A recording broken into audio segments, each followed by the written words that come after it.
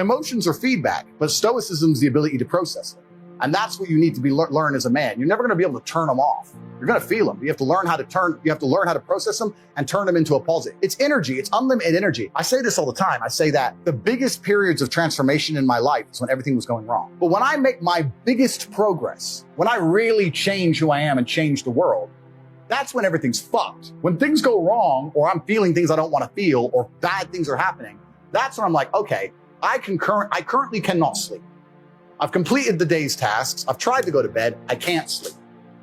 More shit has to get done. That's when the amazing things happen in my life. When I was heartbroken, I hit the gym harder, right? So all the bad things that happen to you as a man, if you're stoic, you get to take unlimited energy. Heartbreak is unlimited energy. So is depression. So is rage. So is sadness. All these negative emotions they tell you to collapse behind. Bruce Lee says, be like water. And people see that as be fluid and just go with the flow. I disagree. If you're like water, you're necessary for life. You are scary when you're enraged. You're powerful. You're beautiful when you're calm. You're so many things when you're like water, right? So if I'm enraged, it's like water behind a dam. You just got to put the dam in place, and you got to get the turbo, the hydroelectrics put in. Don't tsunami your life. Put the energy somewhere. And this is the most beautiful thing about it, because people message me all the time like, oh, but Tate, you don't know how sad I feel. No, it's incorrect. I know exactly how sad you feel. Difference is I used it. And you're sitting here still crying, some random guy on email for the fucking third month in a row. That's the difference between you and me, my friend. I was becoming a world champion kickboxer. If I feel sad, it does not change how I act, and it does not change the things I do. If I don't feel like going to the gym, I go to the gym. If I don't feel like working, I will still work. I lived in a world for 15 years where I didn't feel like fighting because my nose was broken, but I had to fight anyway. Mm-hmm. So a lot of these people come to me and they say, oh, but I feel this way. I don't put a huge amount of importance on emotions. It's not that I don't feel them. It's that I don't think they have much to do with anything at all. If I wake up in a happy mood and I have a business to run and females to cater for and things to do, if I wake up in a sad mood, I have the same shit to do. I'm going to get it done. Where's the importance of it? It's in my mind. That's how I view it. Like, how does that affect what I'm going to do? Well, nothing. It doesn't. It's not going to affect how I live my life. So why sit around and think about it? This modern obsession with happiness is the number one problem with the world. Because I really don't believe humans were ever evolved to be happy. I don't give a shit how I feel. I have things to do. Who gives a fuck how you feel? Like, your emotion has nothing to do with the harsh reality of this world. You're either successful or you're not. Life is binary. You either win or you lose. You survive or you don't.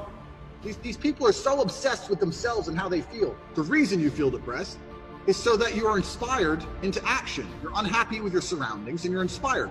This is the reason why you don't want to go to jail. Both of us don't want to go to jail because we'll both be depressed because we don't like our situation. It's a natural human instinct to make you work hard and try harder to build a life. So when people come to me and go, oh, I can't, I'm fat and I don't know what to do because I'm depressed. I say, no, you're depressed because you're fat. You got the other way around.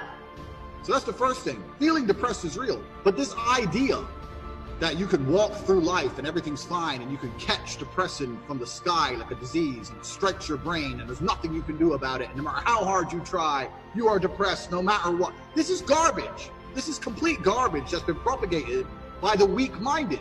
And the proof of this is that in countries with a harder life, where people are too busy struggling to survive, there's less depression. It's only in these countries that have nothing else to fucking worry about. If it was true the way they teach it, it'd be universal across the human condition. It isn't. So basically, your life's so good, the only thing you have to do is sit around and worry about why you're not happy enough. Okay, I don't think it's okay to be okay with losing or okay with less than the best. I don't think any of that's acceptable. I lived my life when I was poor, furious at the fact I was poor because my ego, and I'll be honest, my ego is at a point where I didn't understand how other people can afford Ferraris and I can't. I would be 18, walk into college, and a Ferrari would drive past, and it would ruin my week. And everyone would be like, what's wrong with you? I'd be like, don't you see, this fat fuck can buy a Ferrari, and I can't. Why? He's not a better man, he's not a better person than me. I'm just as good as him, if not better. I couldn't stand the fact that there were people who could do things I couldn't. So this gave me unlimited motivation to get rich. Now, I found a way to get rich, and I believe that anyone who really, really, truly wants to get rich will get rich, one way or another. I couldn't stand being ordinary. And my question is this. You're saying ordinary people need to come in terms of their ordinariness. I don't think they do. I think they need to become extraordinary. I think they need to try harder. This is the greatest thing. This is the greatest and worst thing about being a man, is that all of your value is built. As a man, it doesn't matter if you're born good looking.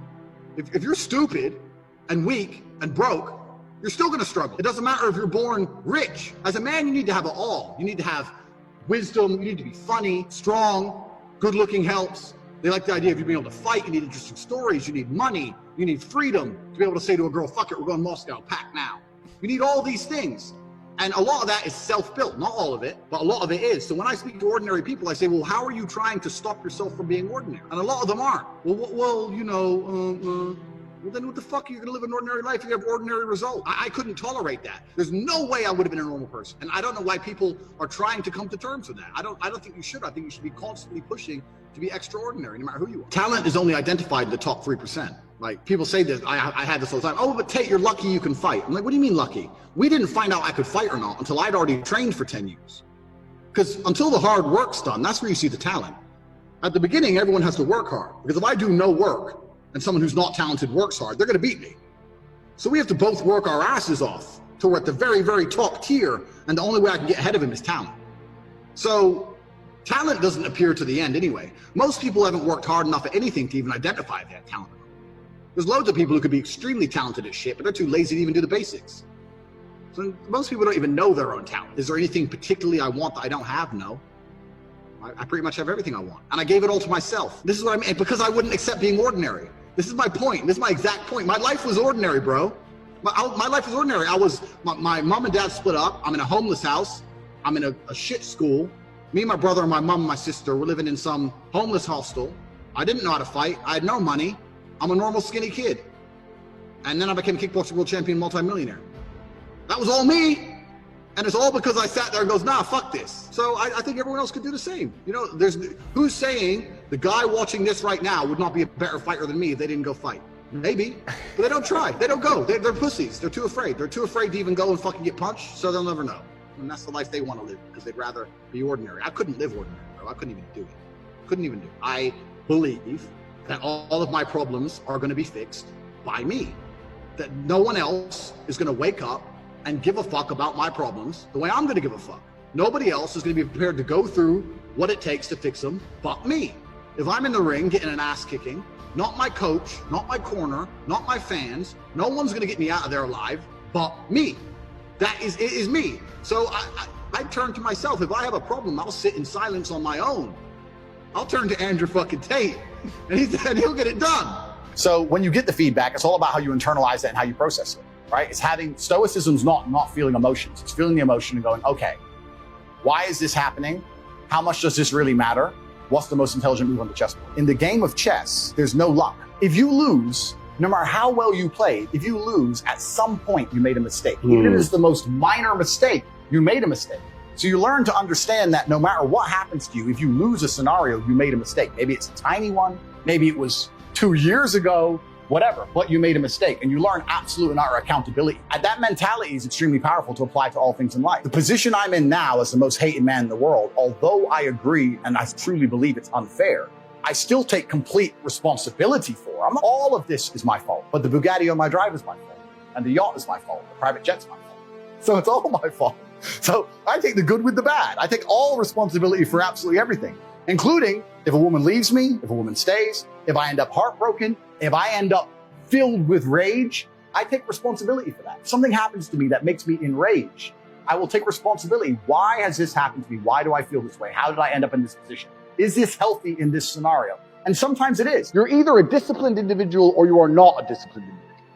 Everyone wants money put on their lap. If you truly wanted money, you wouldn't be able to sleep until you fucking had it. Yeah. And this is the point. So you're saying you go down a shit spiral, then you're not cut out to be rich, my friend. Get a job in Starbucks and piss off. Some people, because when I had nothing, I couldn't be distracted. You couldn't distract me from what I wanted. That's who I am. If I want something, I'm going to get it. So I don't know what more you want me to say.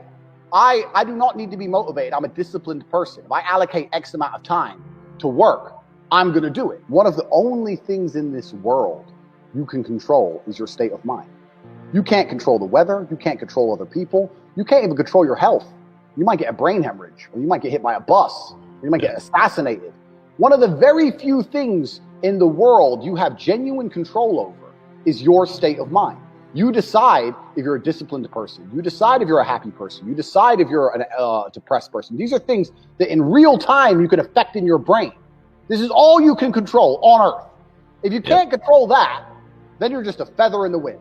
And life's going to blow you around, and you might land somewhere good. You might land in dog shit. Nobody knows.